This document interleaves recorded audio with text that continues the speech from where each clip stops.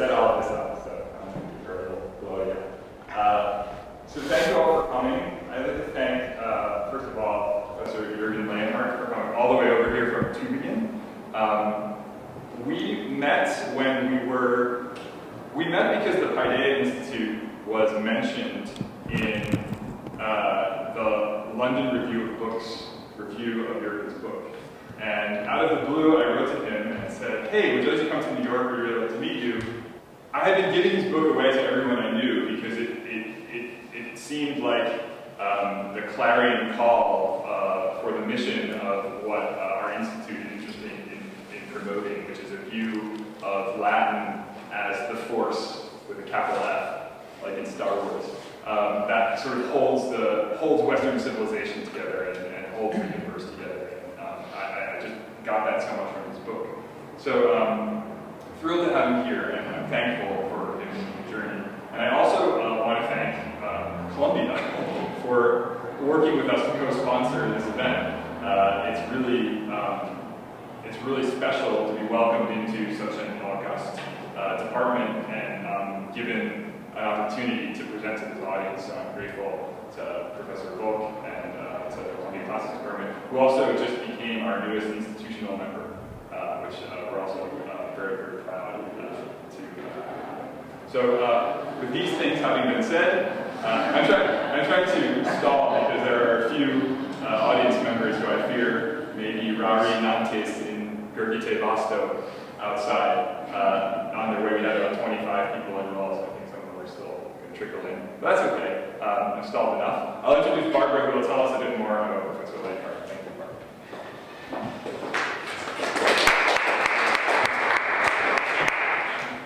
Well, good afternoon, everyone, and thank you so much for being here. And I would like to specifically thank the Paideia Institute for making this talk possible. Our speaker today is Dean of the Philosophischen Fakultät at University of Tübingen. Professor Leonhardt has done extensive research and has published on Latin literature, especially Cicero, Matrix, Neo-Latin literature, and the history of Latin as a universal or scientific language in Europe. His most recent monograph, which was mentioned in Jason's introduction, translated as Latin Story of the World Language, was published by Harvard University Press in 2013. Please join me in welcoming Professor Leonhardt.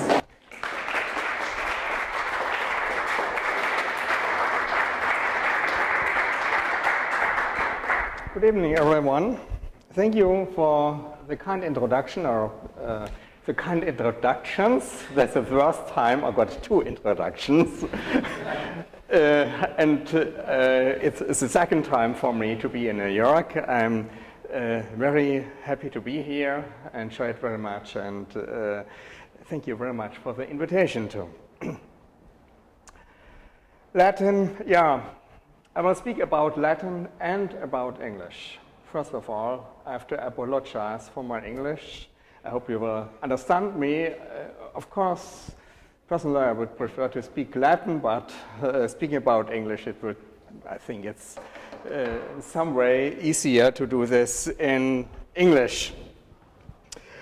What can we learn from history when we look at Latin as a global language?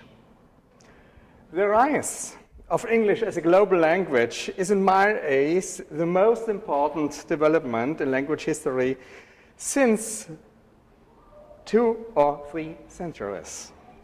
Although this development has its roots in the 19th century, the change in the last 10 years has been very rapid, and I'm sure this can be felt much more in not English-speaking countries, much more than in English-speaking countries. I give some examples. When I came the first time to South America 12 years ago, I had many situations where some knowledge of Spanish was absolutely necessary. In my last visit 2 years ago, I could communicate in English even in smaller cities or in little villages. 15 years ago, the normal language in German universities was German. Of course, all students were expected to read English texts, but it would have been very strange to think of English study programs except the English department. Today, the lists of study programs in English are important for national and international rankings, and German universities, even my faculty in Tübingen, hire new professors without any knowledge of German. 15 years ago, representatives of French institutions had strict orders to use only French in official communication situations. Today, we speak and hear English as a normal language even in Paris. In the Netherlands and in Scandinavia, the young generation grows up bilingual with their own national language and with English. And this will be the case with the next generation also in Germany. So English is the normal second language in Europe, even where no English native speakers are present. I've been told that in Switzerland, a notorious trilingual country, German-speaking pupils in Zurich sometimes ask why they should learn French, since they can communicate with their friends in Fribourg or Lausanne without any problems in English. As a consequence of this change, today in many countries, some people fear that the national languages extremely cultivated in the last 200 or 300 years, as French or Italian, will lose many of their refinement and will fall back to the status of a regional dialect they had in late medieval times. Myself being a Latinist, I have to complain nothing. Latin has gone 200 or 300 years ago. It has lost not its existence as a spoken or written language, but its normal presence in society pulled back into some corners of the world history. Nevertheless, again, as a Latinist, I see more and more a certain revival of Latin. Not of the Latin language, I will come later to this point shortly, but of the developments and of the structures which had been typical for the use of Latin as a common language in early modern Europe. It is evident, and I think everyone would concede this, that in the present time English plays a similar role as Latin had in the past. But I think we have to go further. In my opinion, and this will be the main thesis and the first summary of my presentation, English and Latin, of course, both language in their global aspects, are the two languages we are the most similar languages in the history of language from its beginnings and all over the world, including the great languages of Asia as Chinese or Japanese. The rise of English shows us that the dominance of national languages, which we regard as a normal case of language distribution since more than 200 years, has been an exception in the history of communication. With the global spread of English, we come in some ways back to pre-modern times and so back to the realm of Latin. My talk will be divided in two parts. In the first part, I will explain some points where the use of Latin and of English has its most similarities. And in the second part, I will point out that not only the actual use of English has many similarities with Latin, but also its way from a national to a global language is in many aspects comparable with the history of Latin. In both parts, of course, I come back to some observations I've already made in my book on the history of Latin, but some points I will explain in more detail, and I will add also new aspects, and in a few points I have even to correct what I have been said before. I come to the first point, Latin as a global language. Of course, I know that the actual situation of English is in many aspects very different from the former situation of Latin. The main differences, I think, are caused by the different media situation and the different mobility. The Romans had only handwritten manuscripts, no prints, no tapes, no television, no telephone, and of course, they had no internet. And a journey from Rome to Ravenna was as long as a journey from New York to Australia today. It is clear that this different communication situation causes also many differences concerning the development of the language. We will see in the next, let me say, 200 years, when and where the future development of English will go its own ways and will differ from the Latin history. But in the moment, I'm sure there are many astonishing parallels. To make this plausible, I have to remind the facts. That's my first point. Most of us think, and this is a very natural thinking, that Latin had its great time during the Roman Empire, and then had, as a result of the cultural and political heritage of this empire, a strong afterlife as language of religion and literature in medieval times. And after this period, in early modern times, a sort of afterlife as the old-fashioned rest of a glorious past. This picture is entirely wrong. First, in classical Roman times, Latin was not the dominating global language. Second, Latin started as a global language rather at exactly that point where the Roman power came to its end. And third, most Latin texts come from the early modern period.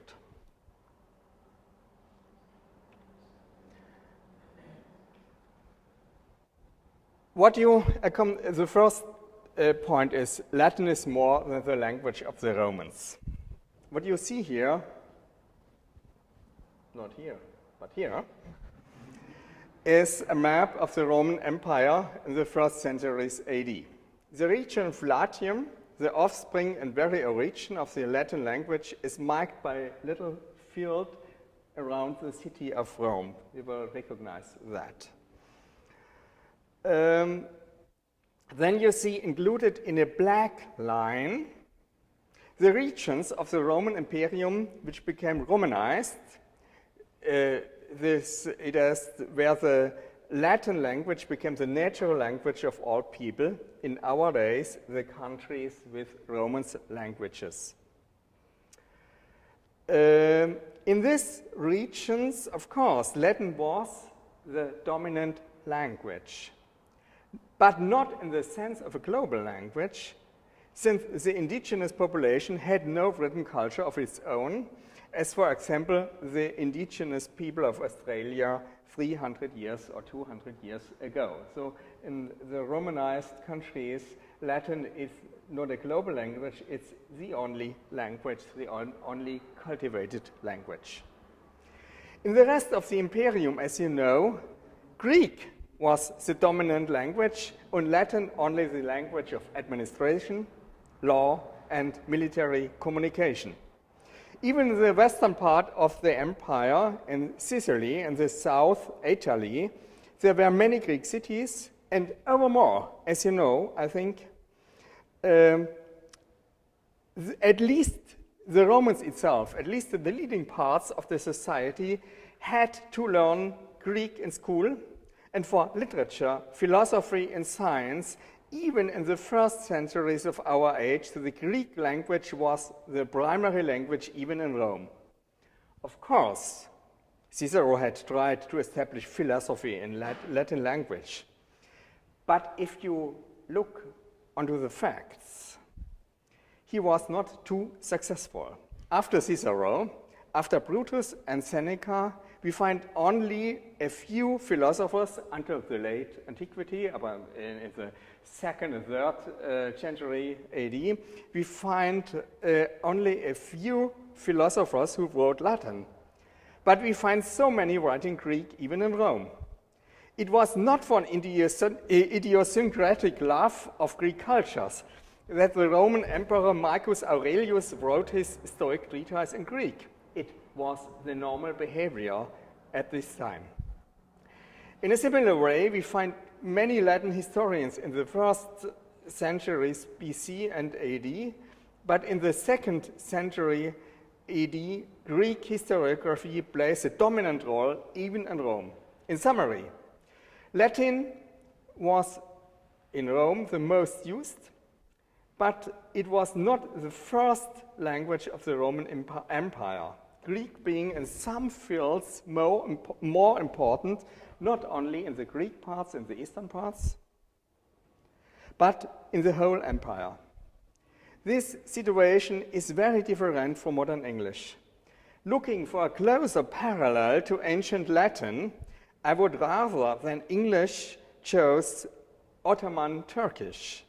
In the Ottoman Empire during the 17th and the 18th centuries, the Turkish language was the language of administration and certainly also of literature, but at the same time, in the Ottoman Empire, Arabian was indispensable in the field of religion, science, and literature, and the Persian language too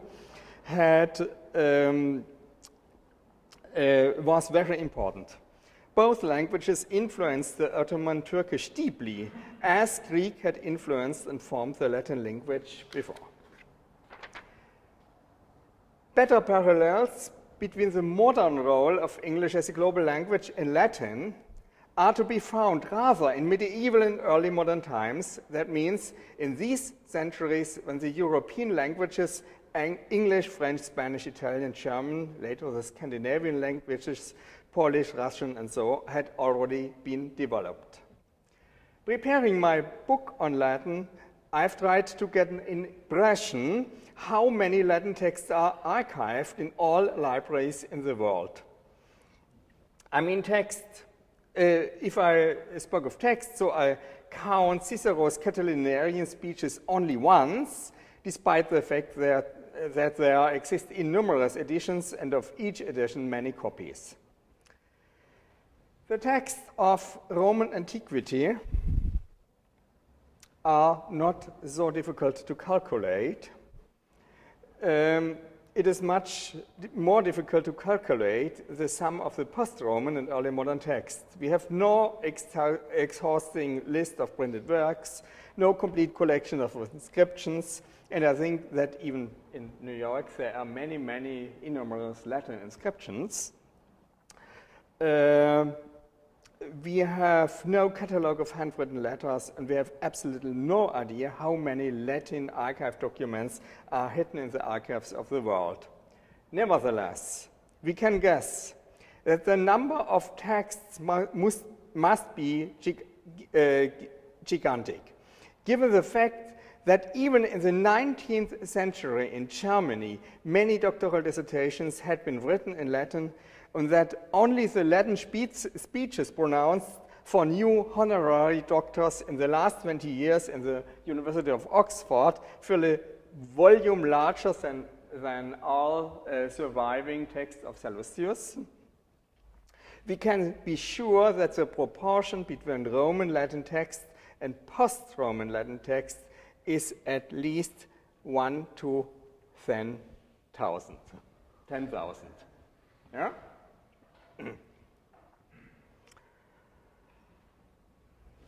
I give some examples from literature in a narrower sense. We have about 40 Roman dramas, tragedies, and comedies, and we have at least 10,000 drama texts in the early modern period.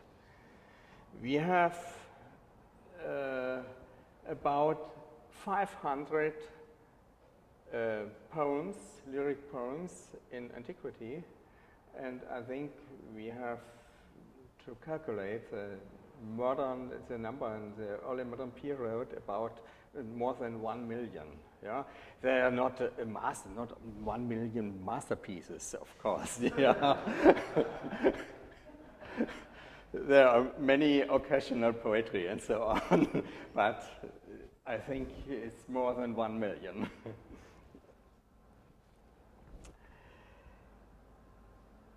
The dimensions of Latin as a global language include not only the post-Roman era, but have their center here, especially in late medieval and early modern times. And these centuries have the most similarities with the modern situation. What is most characteristic of the modern situation of English as a global language is the fact that in our times many national languages come together which all are developed for use in any situation, or as linguists used to say, have many registers. Official, colloquial, literature, science, religion, and so on. This situation is given with Latin in the period between the 16th and the 18th centuries. Here you have official Latin, colloquial Latin, literary Latin, Latin of science, Latin of religion, and you have official German, colloquial German, literal German, science, religion, and so on, and throughout all European languages.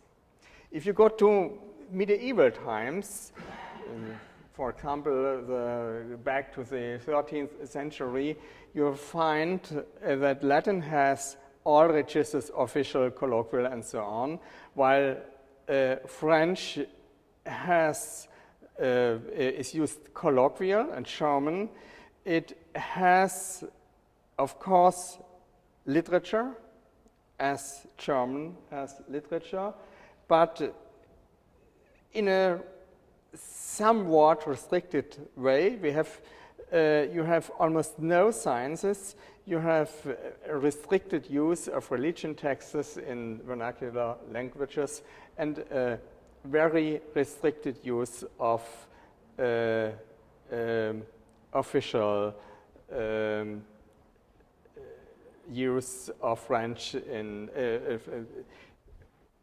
restricted use of French in official situations. Here should be a bracket in German also. So, if you go to the 19th century, you will find that Latin has a restricted use. There are almost no situations where Latin is the official language, almost no situations where colloquial use of Latin is expected. You have some literature, you have almost no use in the sciences, and you have, as you know, some use in the field of religion, while the modern European languages, French, German, English, and so, have all registers. So the period between the 15th, 16th, and 18th centuries is a time where all European vernaculars are fully developed and can be compared with the fully developed Latin.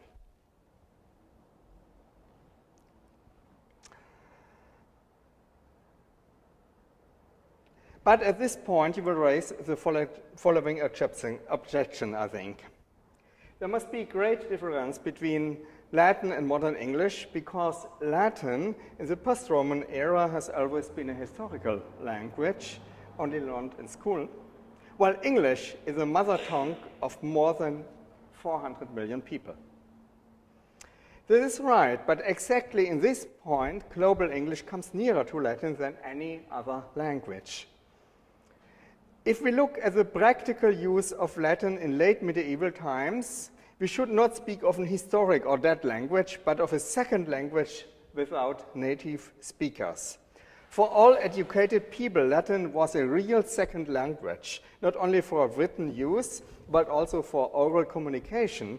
Many of them spoke it fluently, some even so as if it were their mother tongue. Of course, there were no Latin native speakers, but there was all over Europe a large Latin-speaking community, well-trained to use Latin in many or even all situations, and a community which was able to trade their use of Latin to the next generation by communicating in Latin. the opinion that Latin could be better learned by communicating and by reading instead of learning grammar rules was widespread, and it was not earlier than the 19th century that the teaching of Latin focused so much on grammar exercises as it is the case in most of our modern schools. If we want to understand early modern Latin, we have to accept that there was a real community of Latin speakers, which worked just in the same way as linguists would assume for a community of speakers in a modern language, the only difference being that none of these speakers had learned Latin as his first language. Now we come back to English. What is most characteristic of the global use of English in our days is the fact that most of its speakers have learned English not as their first language, but as a second language or as a foreign language. Of course, in most languages of the world, the number of speakers exceeds the number of native speakers. But at the moment, there's no language in the world where the proportion is so much extreme as it is the case with the English language. Here you see some numbers. It's difficult to get the right numbers for many reasons, but also for the reason that the numbers change daily. You have, of course, no native Latin speakers. So all Latin speakers are secondary speakers.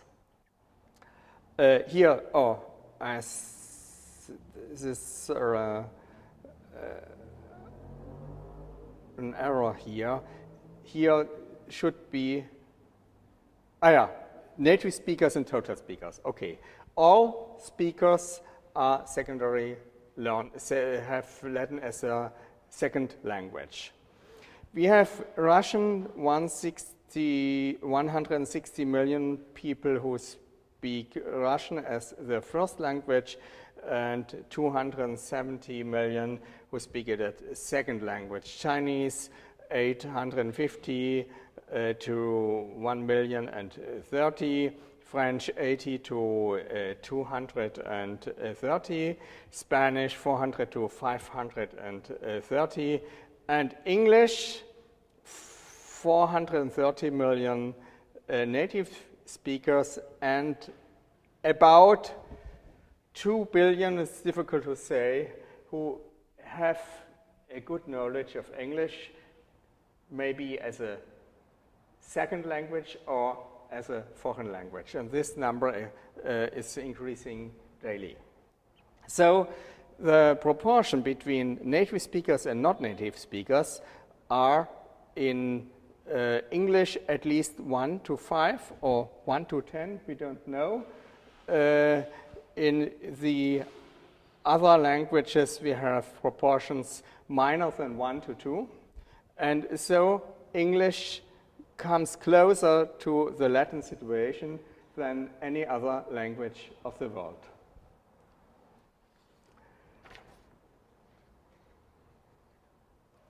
As a and what is even more important than the number of speakers, the English language is used not only for communication between English natives and foreign speakers, but has a frequent use also as lingua franca in situations where no or almost no English natives are present. For example, for communication between German people and Japanese, or French people and Italian, and so on. Even in the Islamic forces, as I have been told, English is an important language, not Arabian. As a result of this situation, the English language now is to some extent out of control of their native speakers, since the majority of second language speakers develop their own use of the language, new phrases, frequency of or not frequency of certain words or syntactical patterns and so on. And it is inevitable that these developments influence in some way even the use of native speakers. This is the case only for English. Today, Chinese is a language of the Chinese people, French of the French. Of course, otherwise, this would be an insult unto the gloire de la nation. And even Spanish is the language of all Spanish people, cultivated in a common academy and in a common lexicon. English is divided in some different national Englishes and a vast majority of second language speakers. There's no institution in the world which could claim to have the last control of what happens with the English language in the world. Maybe some institutions, as the BBC, wish to influence global Latin in some ways, but their success is very limited. If we compare English and Latin in this way, we find no opposition between a dead and a vivid language, but rather a continuum, a scale on which Latin marks the one end, the end without any native speakers, and English is of all languages in the world the language most close to Latin. I come now to the next point, specific communication situations. It is clear to everyone that the general use of English as lingua franca has many similarities with the function of Latin. Nevertheless, I think that the parallels in some fields are more striking than in others.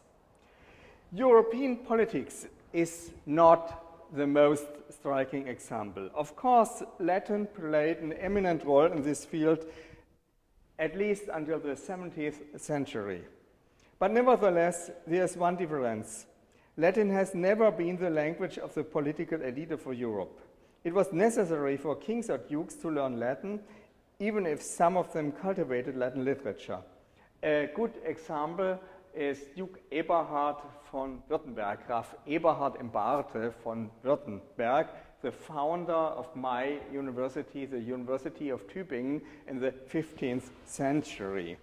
He was clearly engaged in international affairs.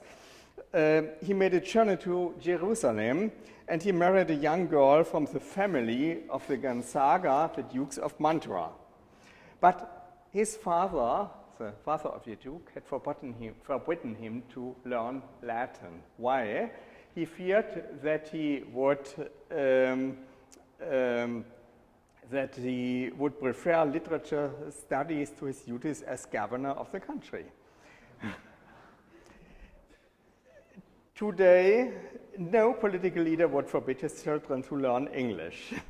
But in the 15th century, one could do so because all things where Latin was indispensable could be managed alone by the administration clerks. I think that the situation in the field of international business is different from the early modern situation. English is now the normal language in business, in the field of business.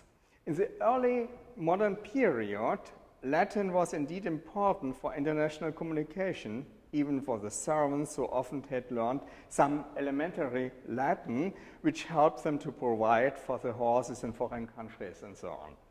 Nevertheless, the importance of international business was much smaller in early modern times than it is now. International trading was a matter of a few specialists, while today almost all trading is international. The closest parallel between modern English and early modern Latin is to be found in the field of science, medicine, scholarship, and literature. In the world of the schools and the universities. Here, English is the real successor of Latin. Here, the use of English has not only practical, but sometimes even the use of English, has not only practical, but sometimes even ideological aspects. As Latin had been the true language of education, so English now represents the spirit of internationalization. A few months ago, we had a meeting of a selection committee for the appointment of the new professor in my university. One of the members of the committee was a recently hired Korean colleague who had already some problems to speak German, it was no question that we all switched into English.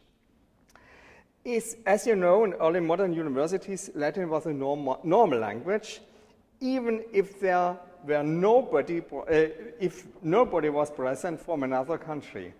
Latin was not a lingua franca, but the normal language in all situations. German professors held Latin lectures for German students, French for Latin lectures for French students, and so on. In Paris, the Quartier Latin is a reminiscence of this epoch, and in Coimbra, all tourists are told that the Via Latina got its name from the fact that in this street all students had to speak Latin. When I came to Japan 2 years ago, I found this announcement in the library of the Doshisha University at Kyoto. In this library, there is a corner which is called Global Village. The picture is not so good, but I hope you can read it. Here, can you read, "Don't speak Japanese." Yeah? Japanese students are forbidden to speak Japanese in the international corner.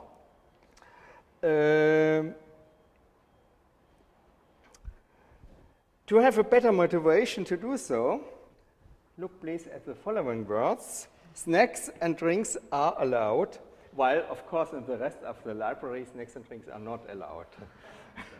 I think with these methods, you can train even your dog to go to the international corner.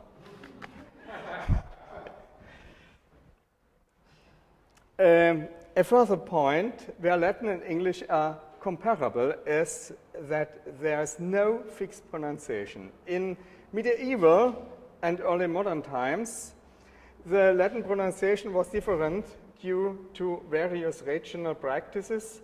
The Italians spoke Latin in an Italian manner, the German in a German manner, and the French in French. Yeah?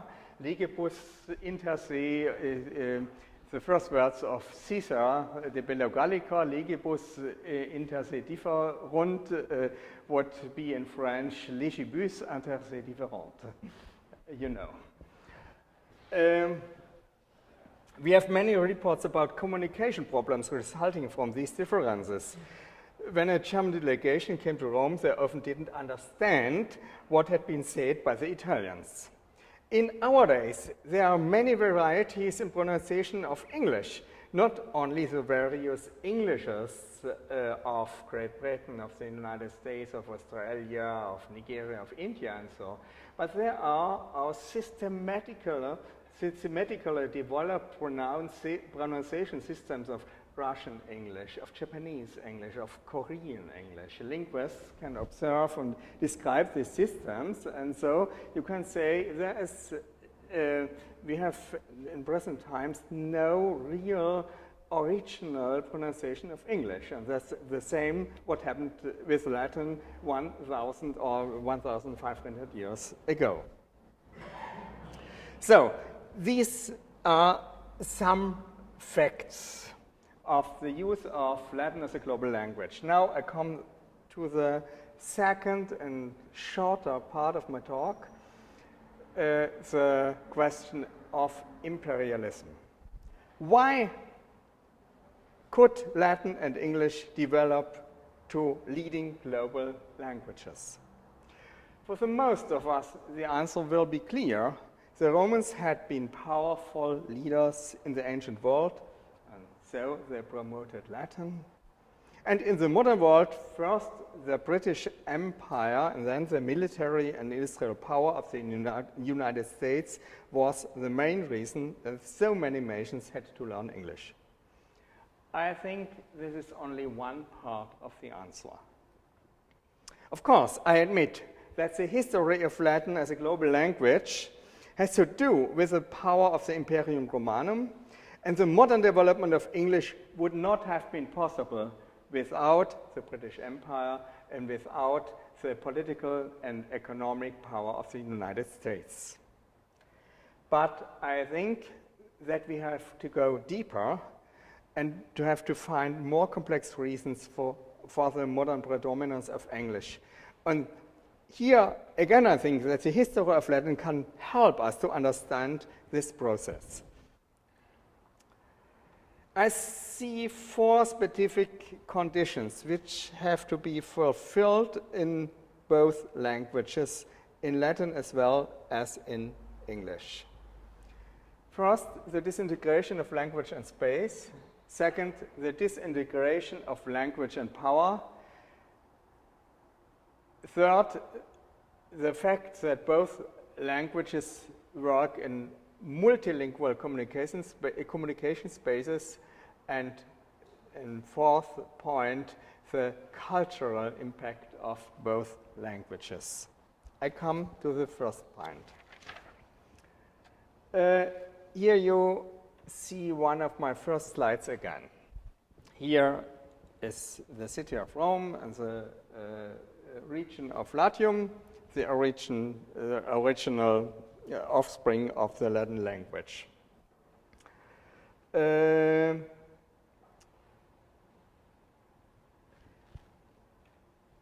Some centuries later, when Latin was the language of a large imperium, the situation was more complex. Nevertheless, Latin had its natural geographical center.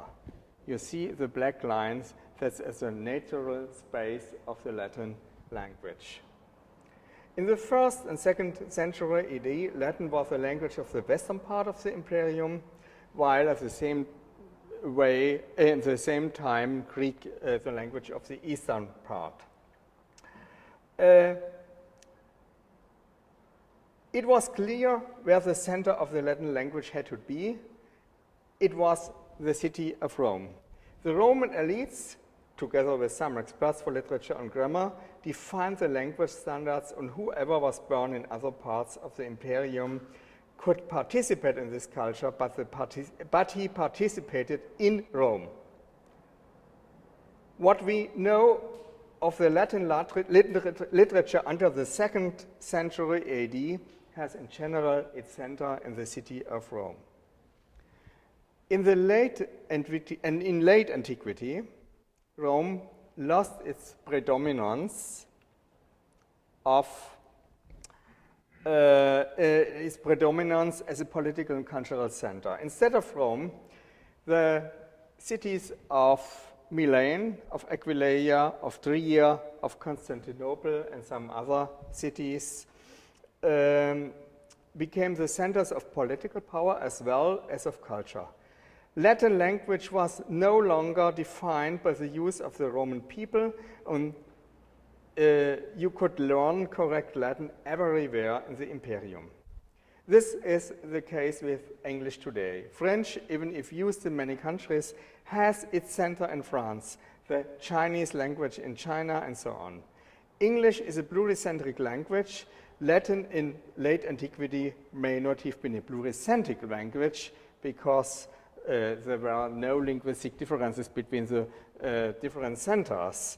But it was in any case a language without center, a language which did not correspond to any geographical limitation, but only to the rules of the grammar schools. The second point, integration of language and power, is similar to the first, but concerns another aspect. In the relationship between Roman political elites and the Latin language, I see 3 different steps of development. In the first period, about 500 BC to the era of Augustus, Latin is the language, the natural language of, not all, of the Roman leading class in the city of Rome. You can see this with the Scipiones, with Hortensius, Cicero, and many others. In the next period, from about Augustus until maybe the midst of the 3rd century, is Latin the cultivated language of the Roman elite, trained in schools, Non-Roman natives may participate, as we see in Tacitus, Plinius, Quintilian, and Seneca. They have all not been born at Rome, but they came to Rome and participated in the language culture of the city. In late antiquity,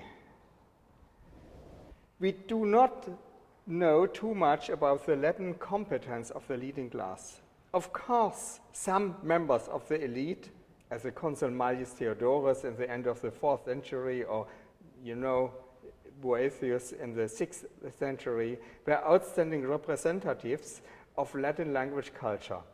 But this is definitely not the case with all members of the high society, and it was possible even to be a Roman emperor with many deficiencies in Latin. In a similar way, the use of cultivated English ceased to have a political value as an act of cultural representation. 100 years ago, the British Prime Minister, when speaking English, may have represented also in some way the English language. Today, he stands not for the English language, but only at maximum for one of many varieties, and more it seems enough if the political leaders all over the world communicate in English in some way.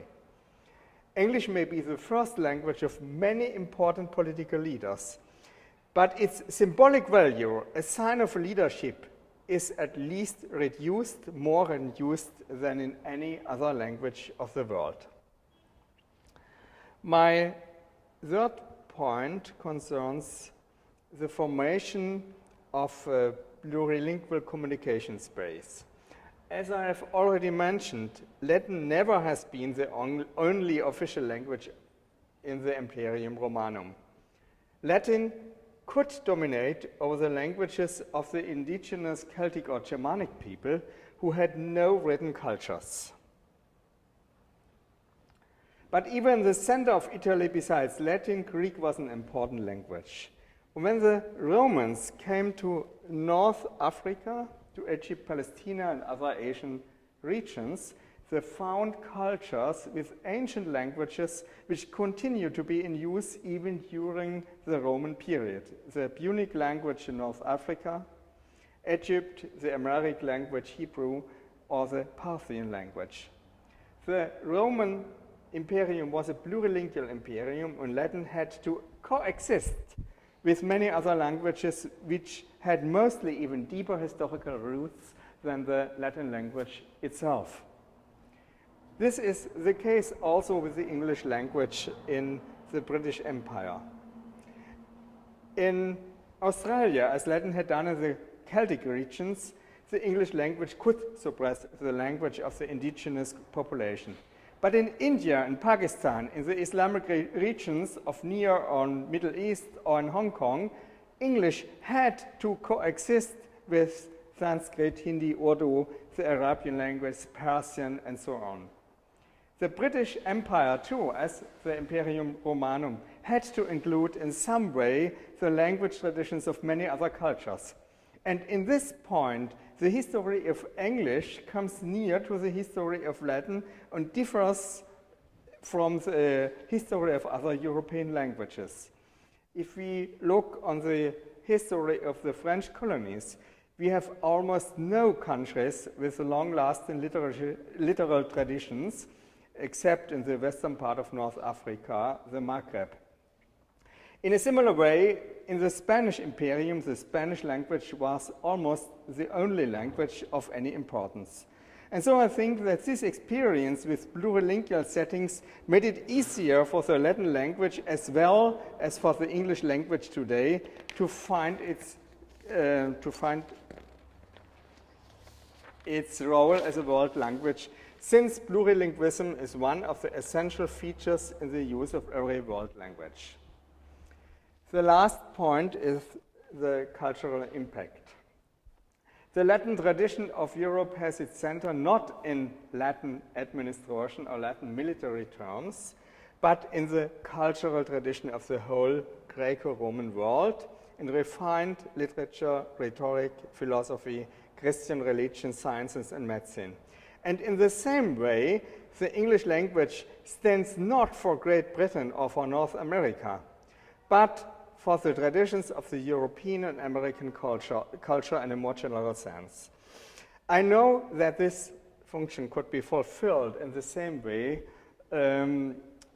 also by Spanish or by French, even by the German language. So I would not say that European culture must be represented by English in the world, but I would say that English could not have been the most important global language if there were no cultural impact at all, and if there is any hegemony in the global use of English, it is the hegemony of European and American culture rather than of political power. So, coming to the end of my talk, I ask, what would happen with English if all English-speaking countries, including the United Kingdom and the United States, would lose their political and economical power? I know this is a speculation, but I think it's a useful speculation which makes clear what we have to ask when dealing with global history. I think English would not disappear from the cultural landscape, but would maintain its position for a long time. Maybe that the language of new political leaders would be used for official acts, but it would be much more difficult to establish new communication systems in worldwide administration or business. Even if forced by political power, such changes need more than one generation, and it seems very likely that English traditions would perseverate many decades or even many centuries. And I am absolutely sure that English would continue to be the language of science and of medicine and of universities, since the development of modern science is deeply connected with the English language, as, for example, the European philosophy in its beginnings with the Greek and the Latin language. So I come back to my initial statement. Latin and English are the most similar languages to each other in the world, but now I can formulate this statement with more precision. I do not think that English and Latin in general are similar global languages.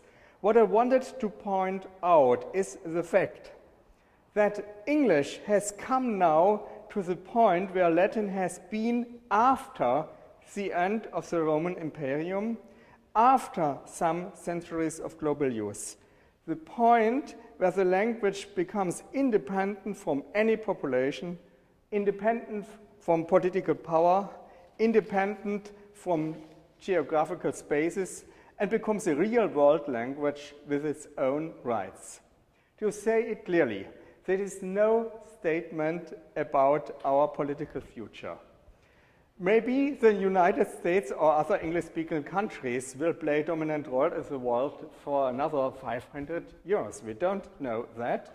And then the future history of English will be very different from the history of the Latin language after the end of the Imperium Romanum. My statement is about a specific linguistic situation, and in this sense, and only in this, I think the present situation of English comes nearer to Latin history than to any other language in our times. At the very end of my talk, I have to add a little epilogue.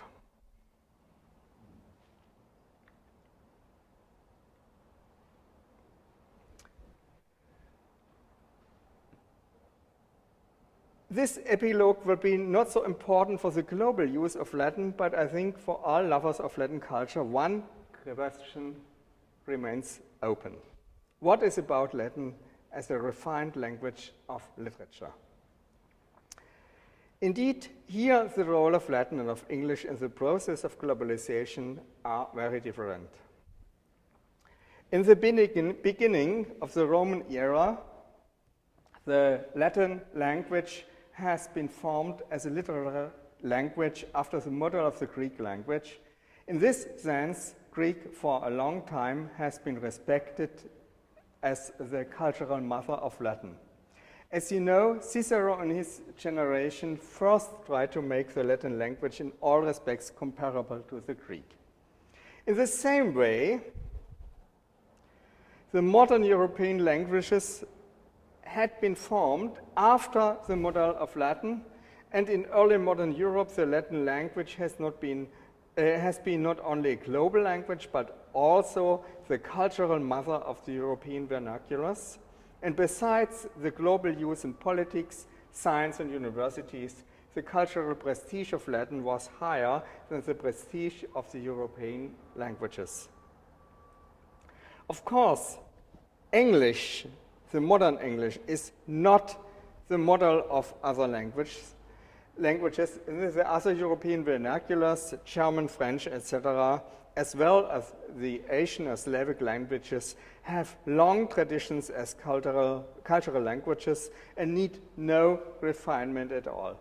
In this way, English is not the cultural mother of other languages, but rather a sort of sister language. What follows from this point is very complex and would be the topic of another talk. I decided to focus on the global use of English and the global use of Latin, on the ways of standardization and the conditions in a plurilingual world. And so I stop here and thank you for your attention. Thank you very much.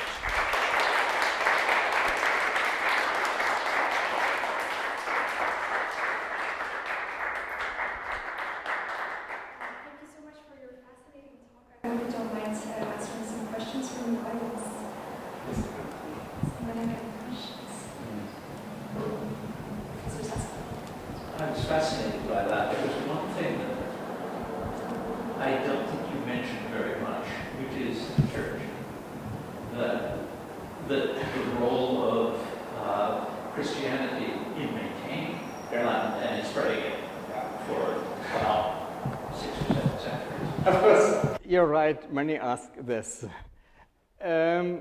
I did it consciously to reduce the role of the church, not because the church had not been very, very important, but because we should not look to the ancient culture nor to the early modern culture in the way we now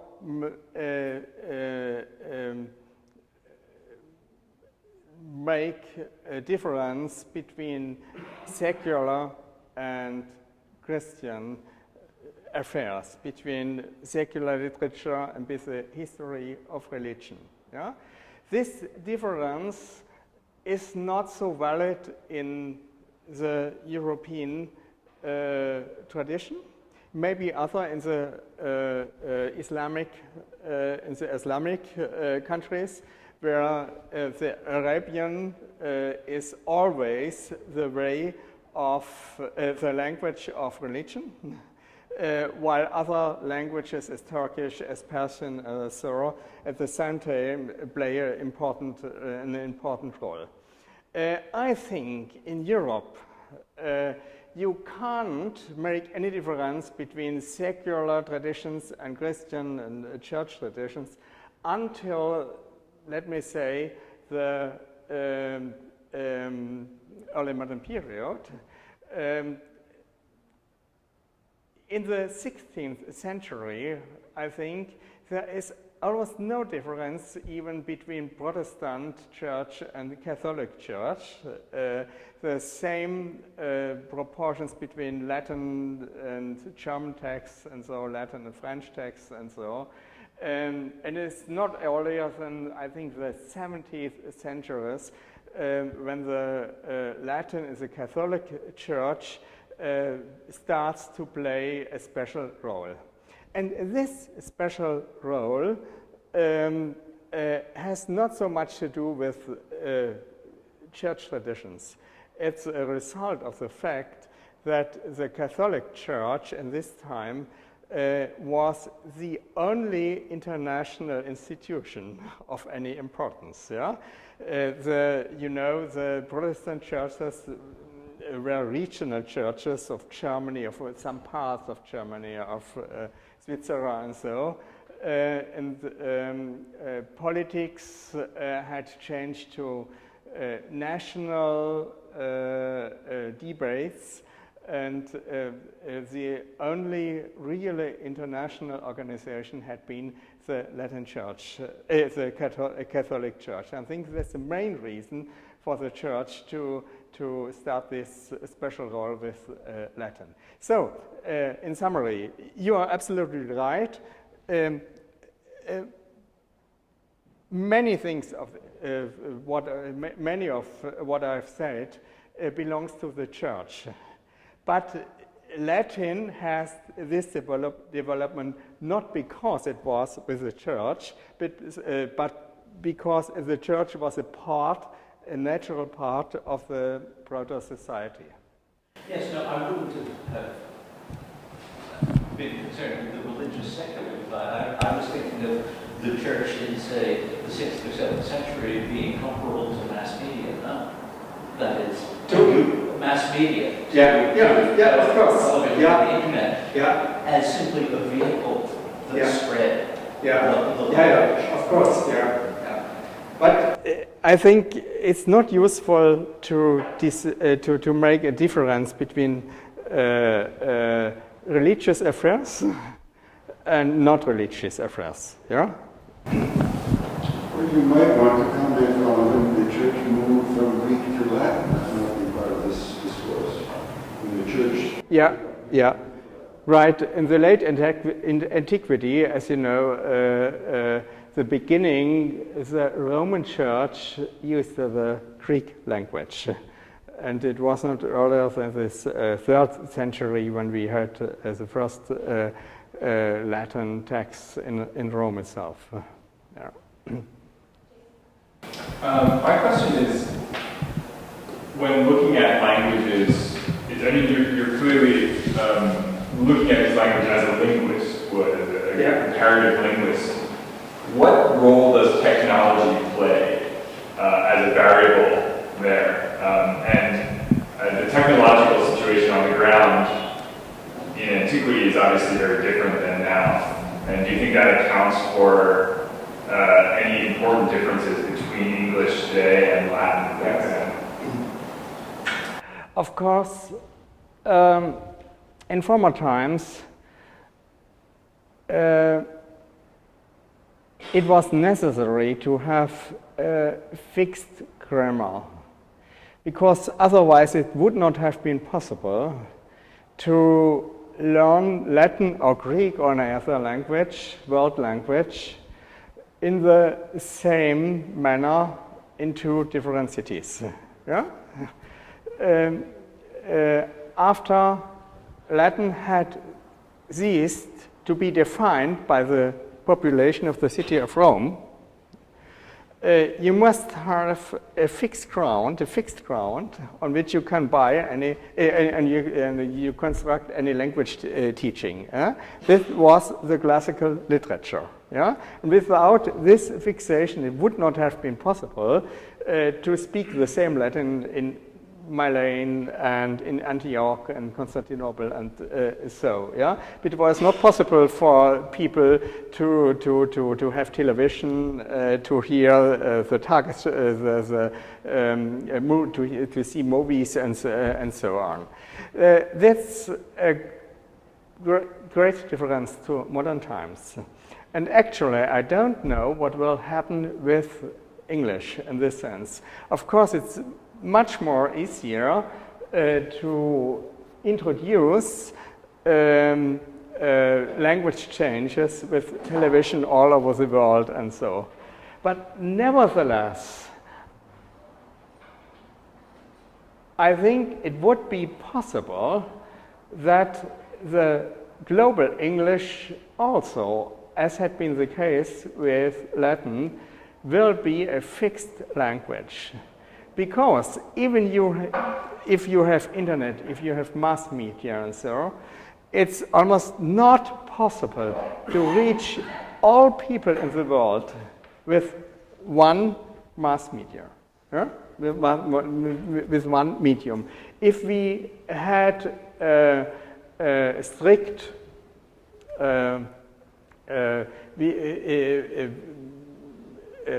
governance of all cultural things all over the world, that would be possible. But if now all people in medicine decide to introduce some new words, that would be good for medicine, but people who are in business wouldn't accept this. And if the British people introduce some new phrases, these must not be American phrases and so on. Yeah? So I really don't know.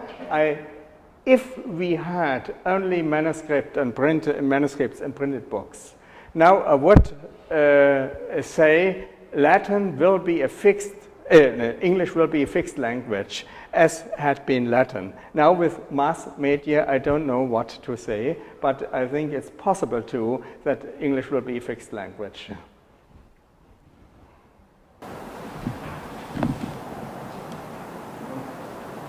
You mentioned in your talk, Professor, that English has gone beyond the control of native English speakers, and this has influenced development of English and even kind of rebounded on native English speakers.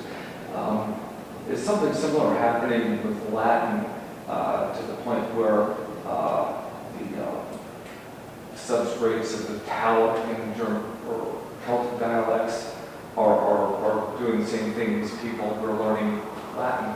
Are they taking over Latin and drawing on their own linguistic traditions and influencing Latin? Particularly, is that how the different Romance languages evolving in different ways? And could you repeat this question? Is the in the areas where Latin is being spoken, you certainly have a substrate of different Italic dialects or Celtic dialects, and of course as Latin evolves as a vernacular, does it evolve in the same way? Spanish and French and Italian. Is that the same thing you see in English, that people are taking over the language? These are, I think, two different questions. The one question is, indeed, there are some parallels between the splitting of Latin into various Romance languages and the development of modern English varieties all over the world. Yeah?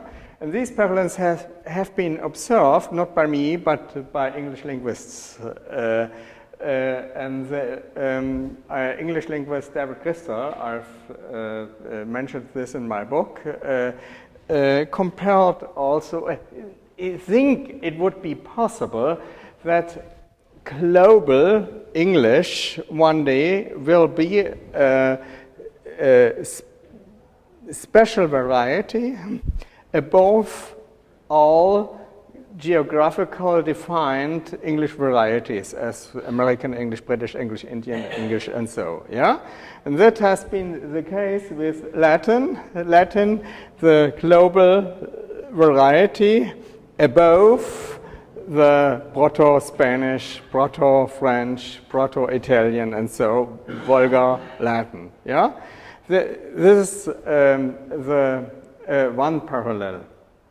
But when I say Latin or English is out of control of the native speakers, I mean the fact that at the beginning there was a certain group of people, the people of the city of Rome, the people of Latium, which spoke Latin without grammar tradition, and the language changed. As you know, the Latin language had many changes between the 2nd century BC and the 1st century AD. And the literature followed the language changes. And the changes had been made and had been defined in the city of Rome. Afterwards, there is no population at all. Yeah? If the people in Rome itself want to speak correct Latin, they have not to go to her grandmother and her grandfather, and they do not speak with their children. They have to go to the grammar school. And this is the fact now, what's happening with English. Yeah? In a similar but in a comparable way. Yeah?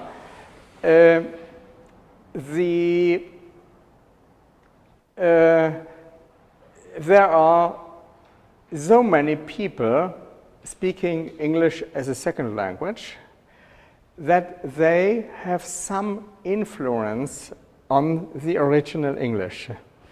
And English people in Great Britain also have to accept that some language changes, some smaller language changes, some new words, some preferences for syntactical phrases and so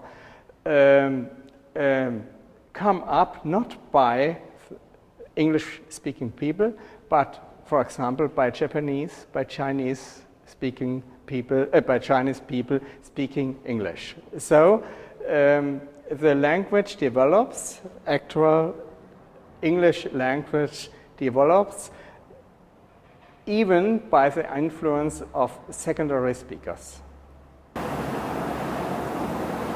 I'm interested in some texts from the early modern period that try to preserve or conserve an older variety of Latin. I'm thinking, for example, the Elegantiae of Lorenzo Valla.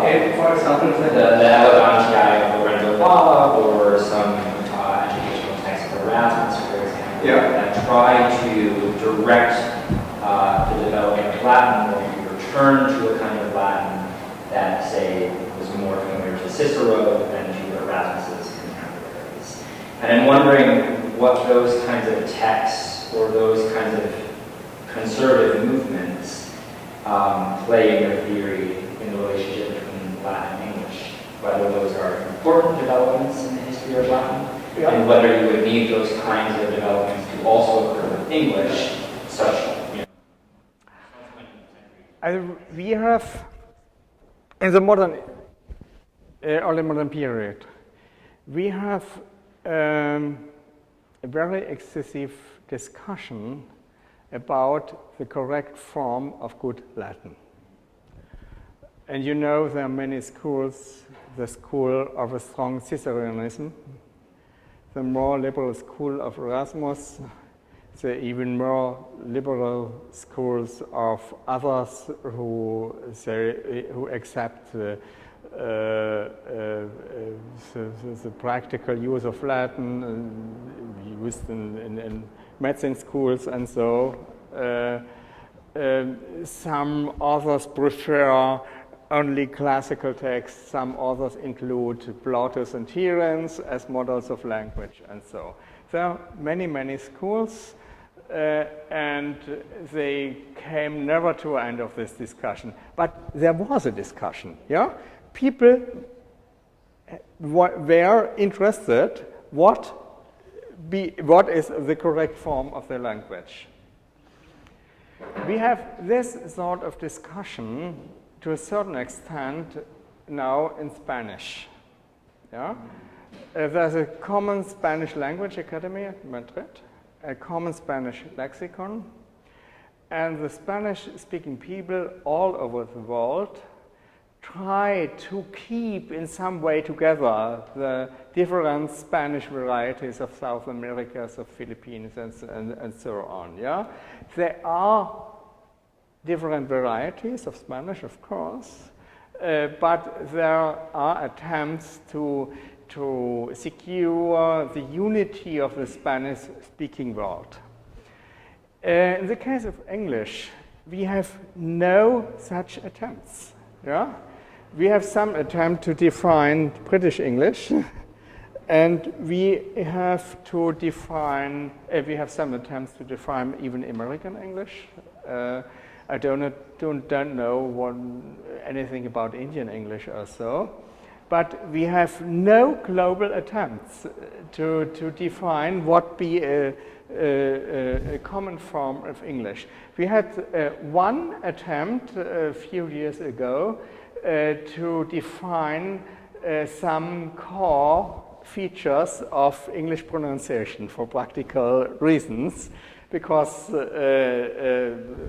this understanding of English, of oral English, has become rather difficult all over the world. And so I have seen some attempts to define such pronunciation rules. But English now is a very, very free language, and